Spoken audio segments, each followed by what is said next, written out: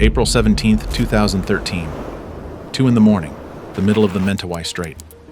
A 50-year-old man wakes up in the open ocean, in the dark, just in time to watch the stern light of his boat sail into the storm and vanish. He went over the rail unconscious, sick from the crossing, and not one of the 9 friends asleep below deck saw him fall. He is 100 kilometers from land, far outside any shipping lane. Nobody on Earth knows he is in the water. Hold one number against that. Most people dropped into the open sea last 20 to 40 minutes before they went under. He is about to spend 28 hours and 30 minutes out there. No raft, no life jacket, no plank, nothing to hold. And here's the part that breaks the story open. He does not fight the sea for a day and a half and wins. He quits. He gives up completely, 8 separate times, and something keeps dragging him back. How do you survive what kills 999 of 1,000? And which surrender finally sticks? 60 seconds of the man before the water takes everything else away. Brett Archibald is 50 years old, Cape Town, husband to Anita, father to Zara and Jamie, a businessman wound a little too tight, the kind who needed a holiday, so badly his wife was the one who pushed him out the door to take it. Remember that she sent him a letter. We will come back to it. 9 friends. 2 days of travel to Indonesia. A boat called the Naga Laut and a 10-hour overnight crossing through a building storm to reach the surf. Somewhere in that crossing, the bad food and the heavy seas turn on them and 6 of the men go violently ill, vomiting through the night. Around 2 in the morning, Brett drags himself to the rail in the rain, sick and dizzy. His head spins, the deck tilts. The world is black. He does not jump. He does not fall in any way he will ever remember. He simply switches off, mid-heaved, and the sea takes him while he is unconscious, and the boat keeps going. Now sit in the worst fact of this entire story. Every bunk on the Naga Laut is asleep. Over the engine and the storm there is nothing to hear. The boat will complete its crossing, motor into harbor, and tie up at the dock before a single person aboard realizes Brett Archibald is gone. That gap is about 4.5 hours. For 4.5 hours, the search party is a man treading water alone, and the rescue effort is whatever he can think of next. Think about what that gap really means. A rescue clock does not start when you fall. It starts when someone notices your feel. Brett has been in the water for hours before the word missing is ever spoken, and every one of those hours is a head start the ocean gets, and the searchers never get back. By the time anyone begins to look, he is already deep into a fight the rescuers do not even know is happening. So, he thinks. The first lesson the ocean teaches is economics. Chasing the boat spent fuel he did not have, and out here fuel is everything. He stops fighting the water and starts negotiating with it. He builds his own stroke, a low, slow breaststroke that lifts his mouth just clear of each swell at the smallest possible cost. When he swallows seawater, he vomits it back up. When the rain comes down hard, he tips his head and drinks the storm because that freezing misery falling out of the sky is the only fresh water in the world. Around hour 3.5, the first dawn. Gray, a flat lid of cloud over the whole strait. And gray is a trap with 2 jaws. That cloud is the thing hiding him from every searcher who will ever look. It is also the only thing standing between his skin and a tropical sun that would cook him alive by noon. Out here, every ally charges a fee, and you do not find the price until later. Meanwhile, at the dock, it begins. A knock on a cabin that stays silent. A breakfast head count that comes up 1 short. The long, terrible pause before anyone is willing to say the thing out loud. And then the captain's face, doing the same math you are already doing. Brett could have gone over the rail at any point across a 9-hour track. That is a search line 100 kilometers long. How do you find one head in the ocean when you do not even know which ocean to look in? And what happens when the rescue starts hunting a place the victim has already drifted away from? The surface springs into motion. The Coast Guard is alerted. The Naga Laut spins around and steams back the way it came. Across the islands, charter boats haul their anchors and join. But look at the problem the way the searchers have to. A human head in the open ocean is a dot for the size of a coconut. They do not know what time he fell. So they do not know how long he has been drifting, And every hour of unknown drift does not add to the search area. It multiplies it, square kilometer stacked on square kilometer. They are not searching for Brett. They are searching for a guess about Brett, and the guess is already wrong. The boats can only ever look where they think he might be now, but now is a moving target, and the current is rewriting his position the whole time they steam toward the last one. They are chasing the location of a man who has already left it.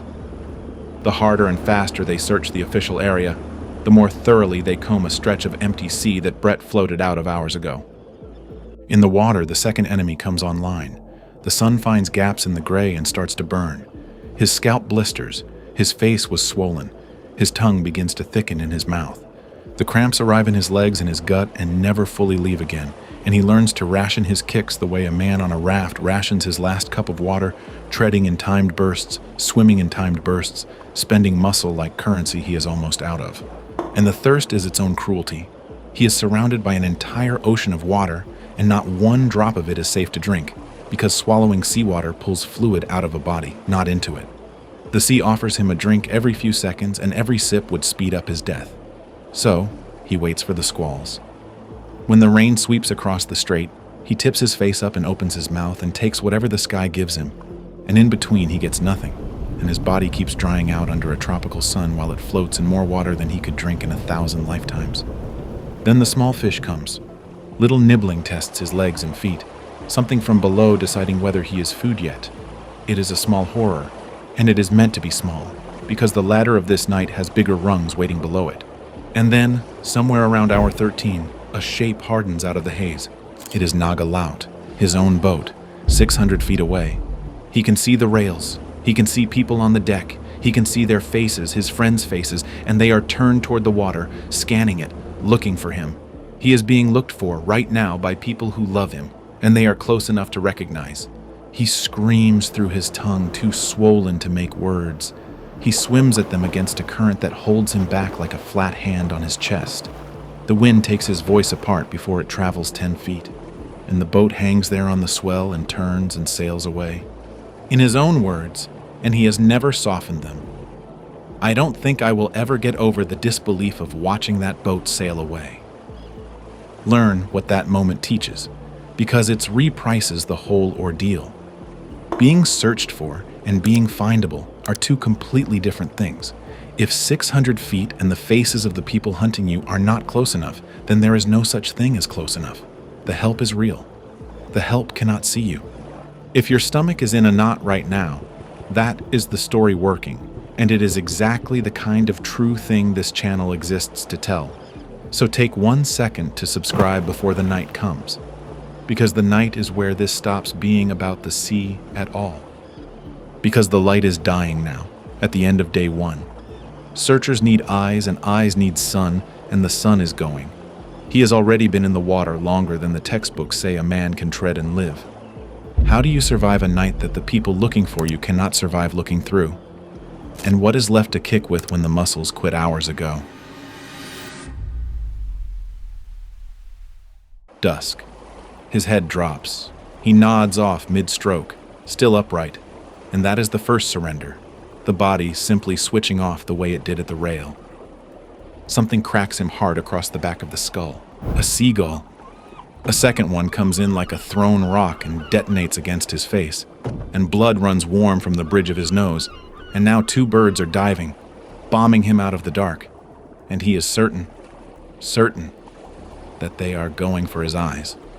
His plan, hatched in a brain running on nothing, is to catch one and eat it, feathers and all. Now hold the absurd, true thing this channel lives for. The creatures attacking him just saved his life. He was asleep and sinking, and they woke him up. Out here, even the things trying to eat you moonlight as alarm clocks. A man-o'-war drifts into him in the dark and wraps him in a belt of fire, and the pain is the second alarm, hauling him back from the edge of sleep he keeps tipping over. And then the inside of his head opens, and that is where real war is. Anita's voice arrives, clear as the radio. "Swim, you bugger, swim. You are not leaving me a widow with 2 little kids." He has a conversation with his father, who has been dead for years. He sits in a pew and watches his own funeral play out, sees his body bloated and picked at by fish. Every time he spirals down toward letting go, a name hauls him back up. And the names are never grand ideas, they are people. Anita, Zara, Jamie, down and back, down and back. The count climbs in the dark. This is the thing the title gets wrong, and it gets wrong on purpose. The headline is about the body in the water, but the body, it turns out, is the easy part. Warm water, gray sky, rain to drink, a heart that keeps beating whether he likes it or not. The body can be dragged through 28 hours. Nothing on earth can make up my mind to do 28 hours out here. The mind wants to switch off. It keeps trying to. And the only reason it does not is that every single time it reaches the exit, it runs into a face it loves and turns around. He is not swimming. He is arguing with himself in the dark for an entire night, and losing the argument repeatedly and somehow never quite for good. Then, somewhere between hour 15 and 18, something bumps his left kidney. A second nudge physically turns him into the water. Whatever it is big, and in his exhausted eyes it swells to the size of a red bus moving beneath him.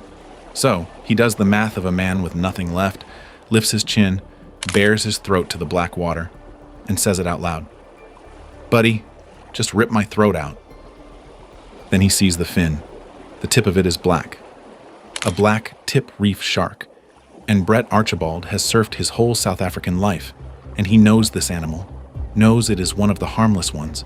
And in an instant, the surrender flips into the maddest plan of the entire night. He will catch the shark.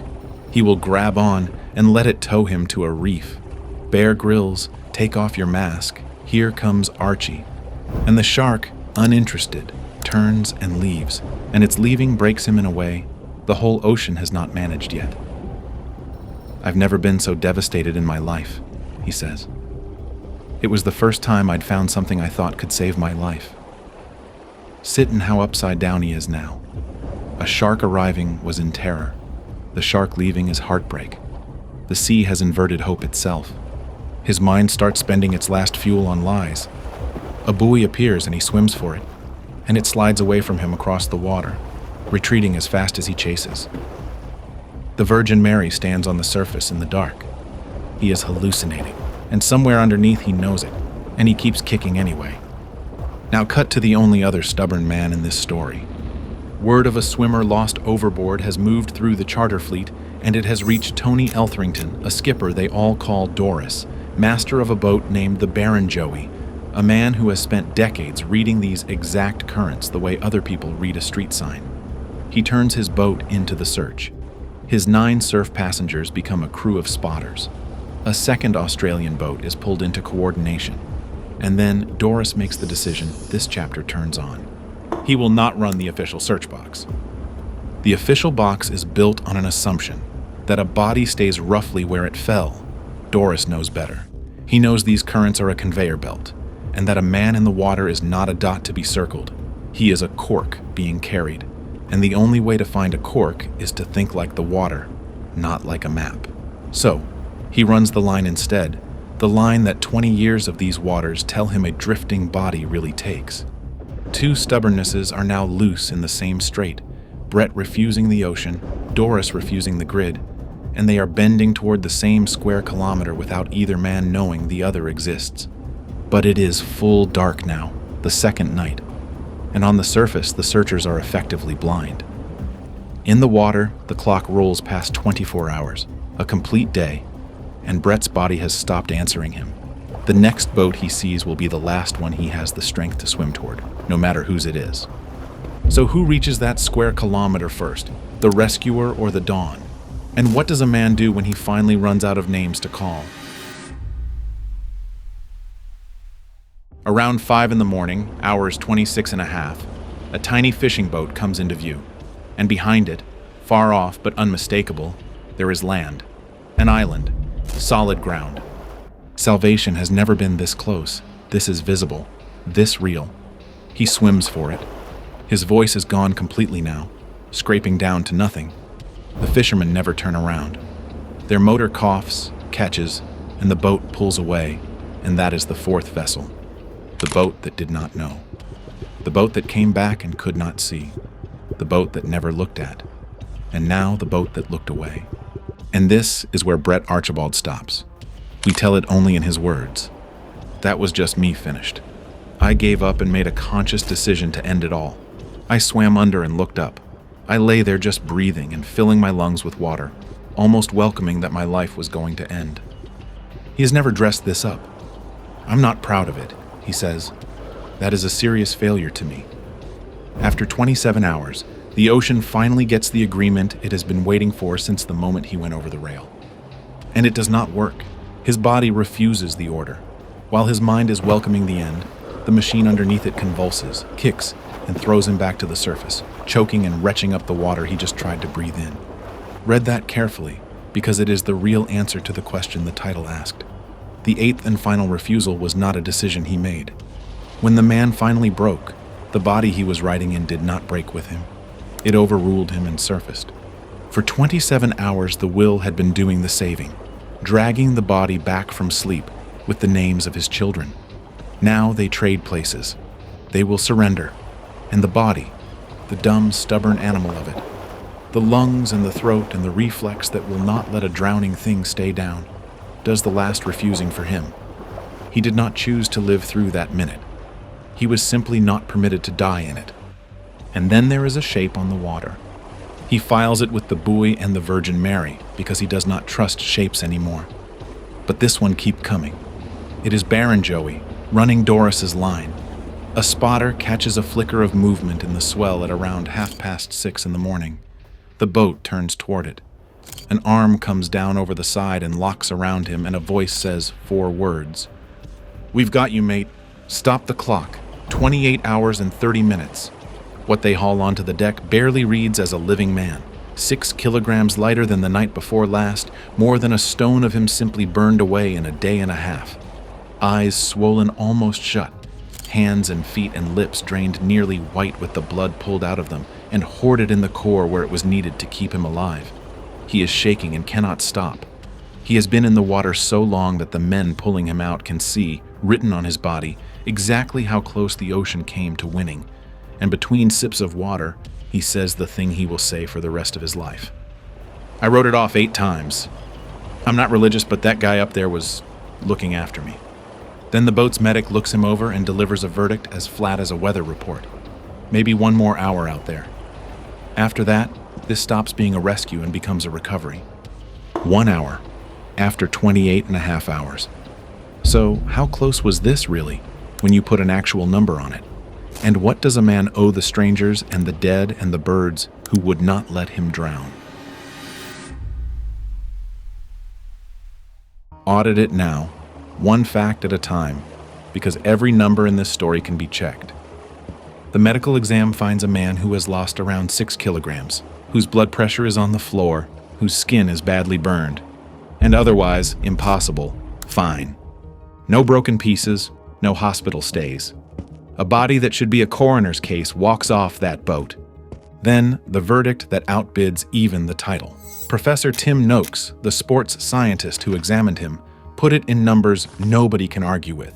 If you put 1,000 people in the sea in those circumstances, 999 would die. Sit with what that number is really saying. It is not that swimming was hard.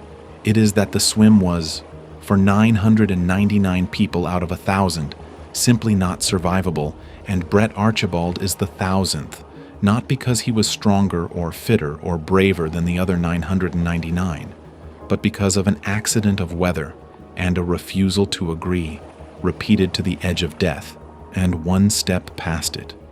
Change 1 variable, colder water, a clear sky, no rain, a current that ran the other way, and there is no story. There is a missing persons report and a memorial.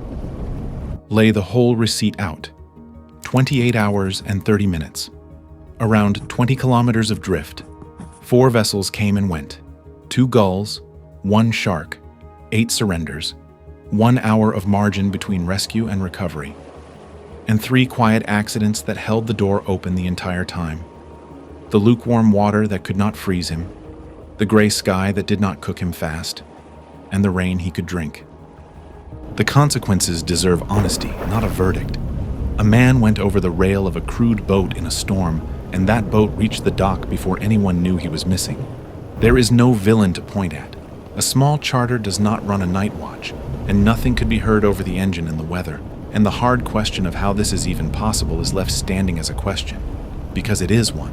And then the part that has no right to be funny is Anita, the voice in his head that screamed at him to swim, the wife who pushed him onto the plane in the first place, now tells him to stay. He finishes the trip. He gets back on a surfboard the very next day, because in his words, "If I hadn't, I never would have gone back in again." The year after that, he goes back to the same strait for a reunion. Then he writes the book.